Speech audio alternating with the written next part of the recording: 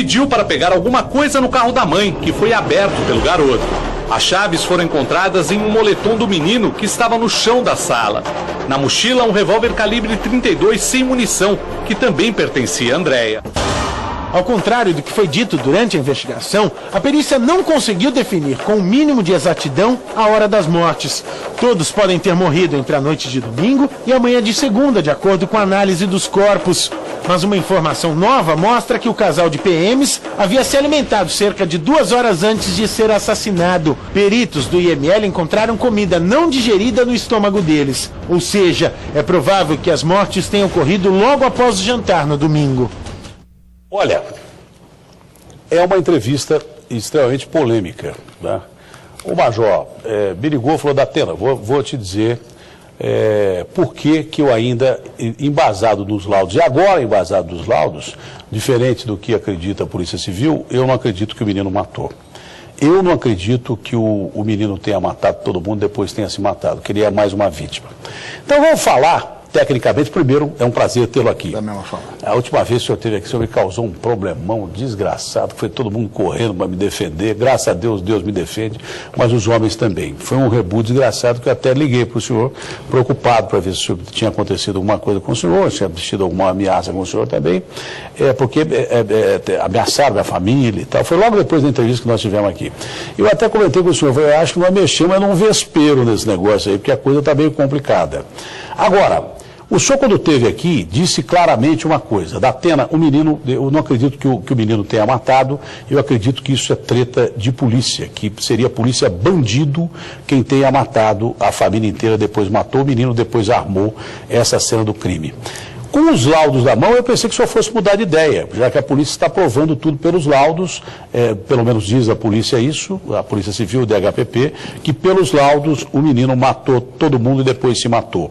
Vamos começar a dizer, ponto por ponto, que tem nos laudos, são 316 páginas, se eu não estou enganado, que o senhor possa dizer para a gente por que o senhor acredita ainda que não foi o Marcelinho que matou. O senhor quer começar por onde? Olha, Datena, agora com dados concretos dos próprios laudos, é só repetindo a questão. O laudo ele é feito em cima do cenário que foi deixado e apresentado. Agora, quando nós vamos verificar aqui nos laudos, nós começamos a ter as questões inexplicáveis. Por exemplo, está até no laudo, nas conclusões do laudo, está atestando. 2 estojos de cápsulas da ponto .40 que matou, que aliás, a única coisa que não dá para rebater é que a mesma ponto .40 matou as 5 pessoas. Nós vamos chegar lá no negócio da arma. Agora, desse aspecto aí, parece que é da morte da avó e da tia-avó, não é isso? Sim, 2 estojos que estavam na sala e mais uma casca de bala, um pedaço de projétil, estavam alinhadinhos em pé na estante da sala, numa estante da sala, fora do cenário do crime. E o próprio laudo diz aqui, esse fenômeno, muito embora seja um fenômeno caótico, que é o que está escrito tecnicamente no laudo, está incompatível com a cena ou com a versão. Ora... Significa o quê? Que não Significa bate. O quê? Significa por que não bate Alguém... para o pessoal entender. Caótico eu já entendi. Que o laudo não consegue explicar por que estava aquelas como cápsulas 2 ali. cápsulas saíram. Olha, elas foram ejetadas pela janela de ejeção da arma no momento que foi disparado. Ao invés delas caírem ali próximo, elas saíram voando, deram a volta pela parede e foram parar uma do ladinho da outra e com um dos pedaços de projétil que matou uma das senhoras também lá.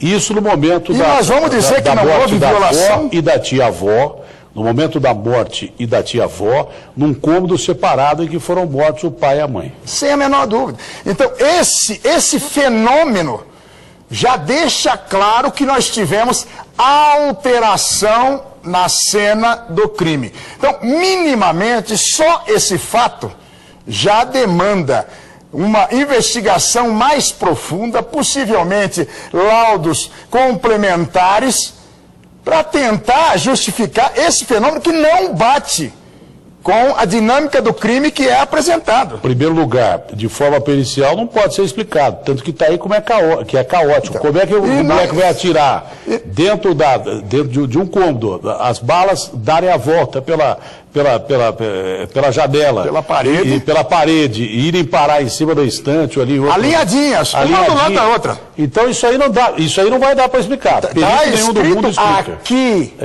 nos laudos. Então, e mais. Isso mostra quando o local foi mexido. Então, quando nós avançamos, Datena, foram feitos exames residográficos, microscópio eletrônico de varredura, que é um equipamento para verificar se há fragmentação de chumbo, bário, antimônio.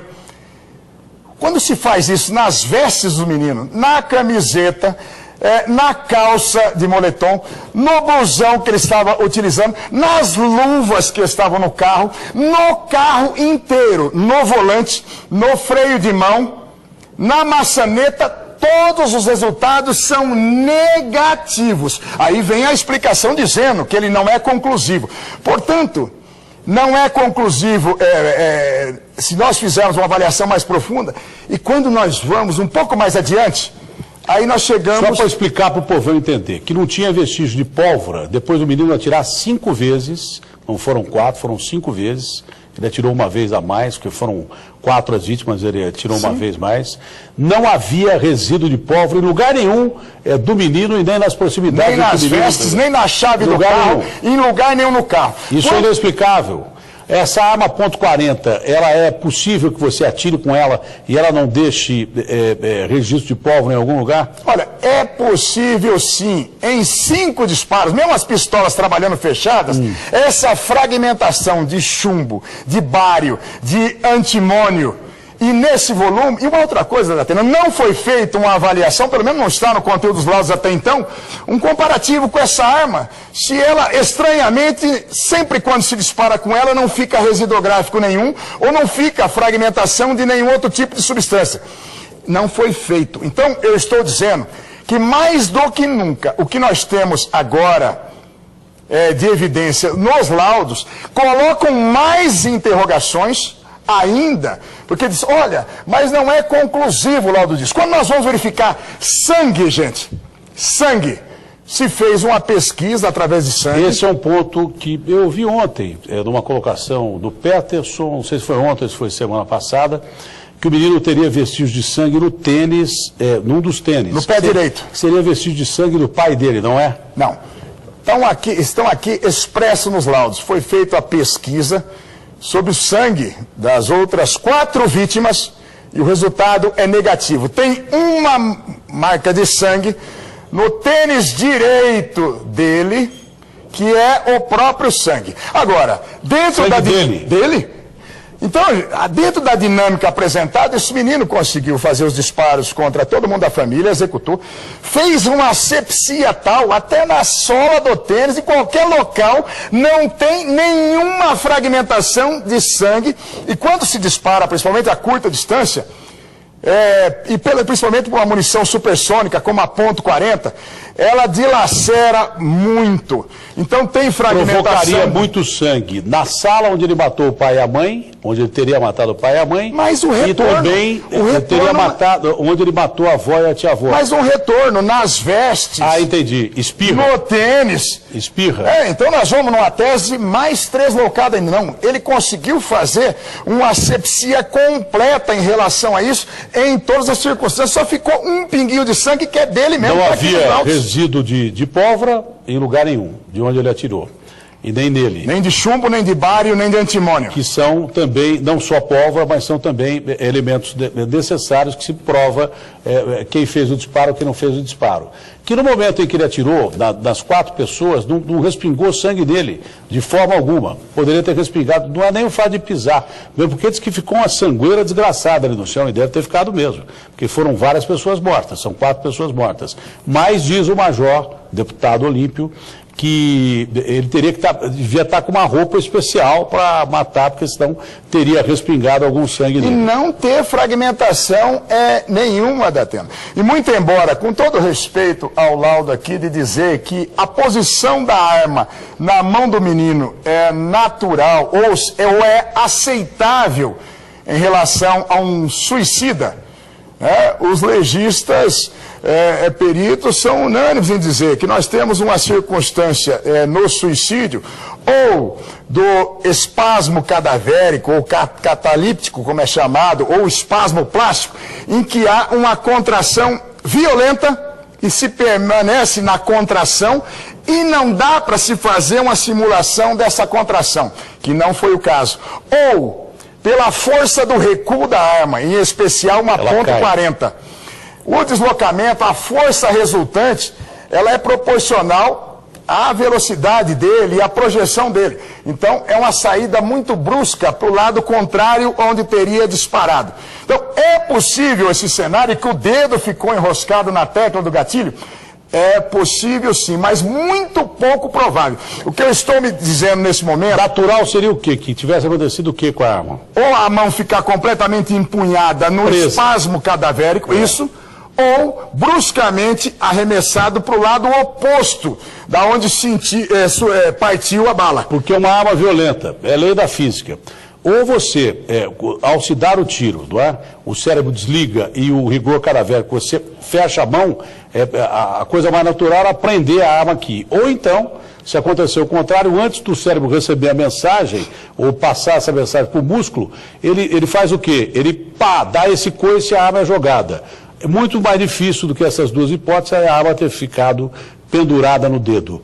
Pergunta que eu faço, era possível alguém forjar o suicídio? Quem fosse matador, quem conhecesse de morte, quem conhecesse que o laudo pericial ia ser feito, é possível que um cidadão simule o suicídio? Olha, é possível isso? O resultado do espasmo cadavérico não dá para simular. A mão aberta ou atirada é possível, sim, é o que se chama no jargão policial o fazer à mão. Eu não tenho dúvida que foi feita à mão desse menino, o cenário em relação a isso. Simplesmente se dizer, porque tem cabelo queimado e o ângulo de tiro contra a cabeça do menino Marcelinho é compatível com alguém que se suicidou porque ele está em ascensão, que estivesse segurando a arma de baixo para cima. Qualquer um com a mente doentia e com conhecimento, e aí é que está a coisa. Quem matou essa família sabia o que estava fazendo e forjou essa situação que foi encontrada. E mais, aqui no laudo é dito sobre o cenário que, muito embora tenha passado pelo local vários policiais, nenhum policial que não os peritos ingressaram nos quartos. E isso não é verdadeiro. Até eu ingressei nos quartos, o comandante-geral da Polícia Militar, o subcomandante, o vereador Telhada que estava lá, e inúmeros, dezenas de policiais. Teve um momento em que um dos peritos bateu palmas e falou: colegas, pelo amor de Deus, isso ainda é um local de crime. Então, o que nós estamos dizendo é que carece sim de aprofundamento nessas investigações, claro, continuar se fixando nas demais possibilidades, não descartar essas situações. Não estou desmerecendo o que foi feito até então, mas foi feito até então baseado num cenário que foi deixado para ser concluído dessa forma. Tem que ser bem claro o que eu recebo aqui, se é para fazer o que vocês querem ou se não é para fazer o que vocês querem. Tem que ser bem claro, senão eu fico confuso aqui. Tem que ser bem claro. Eu continuo a entrevista, volto daqui a pouco com a entrevista, tem que ser bem claro. Não pode ficar pela metade o recado. Tem que passar bem clara a mensagem aqui. Continuo com a entrevista ou mostro ali? Tem que ser bem claro o recado e rápido. Vamos, tem que ser rápido. Então, não adianta passar a informação pela metade, porque senão eu me perco. Eu estou prestando atenção numa coisa que é seríssima. É extremamente séria. Muito séria.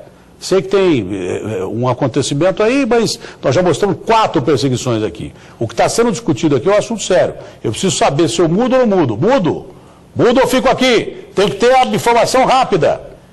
Fico aqui. Bom, o grande detalhe é o seguinte, né? É evidente que o senhor está embasado no que viu nos laudos, e antes de acompanhar o que está escrito nos laudos, o senhor é um representante da comunidade militar, de policiais militares. O senhor tem muita experiência em termos de polícia, como comandante, como inclusive instrutor de armas. O senhor está falando de armas com capacidade de um perito para falar sobre armas. É evidente que o senhor tem informação para